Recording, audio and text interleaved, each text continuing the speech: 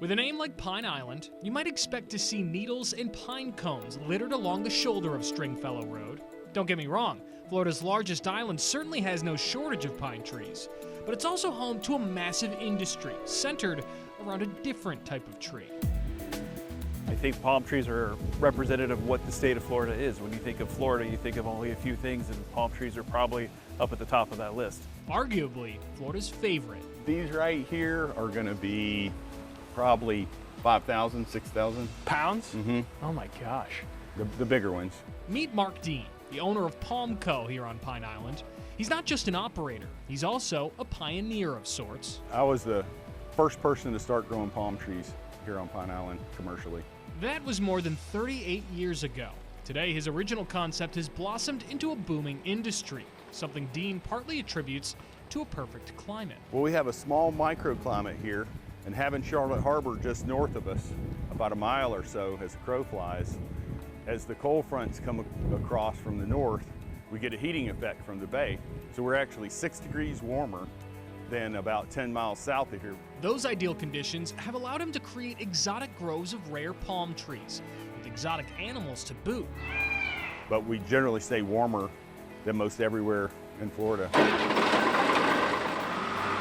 Palmco is a wholesaler, which means it won't sell to your average homeowner. However, if you've ever been to one of Orlando's many theme parks, chances are you've seen something grown here. And it's not just the big buyers like Disney World or Universal. Apartment complexes, restaurants, even entire counties are customers. We learned almost every palm you come across in our area comes from a nursery on Pine Island. They probably don't know, but they've seen our material before somewhere. I mean, we provide material all over the state to sometimes you may call it the happiest place on earth.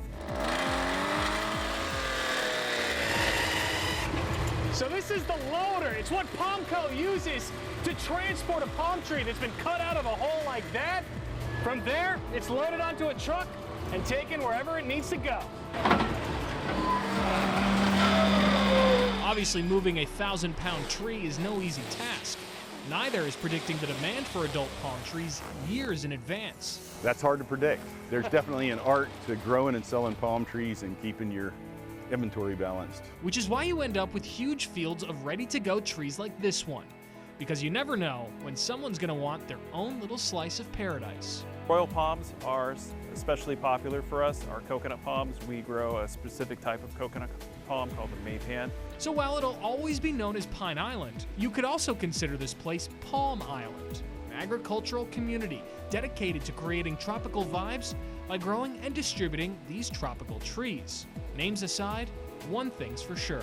It's kind of a symbol of the island if you really think about it. I mean, so many people know those groves when they come visit because it's something they've never seen before, so it's really cool to be a part of that. Reporting from Pine Island, Alex Howard, ABC 7.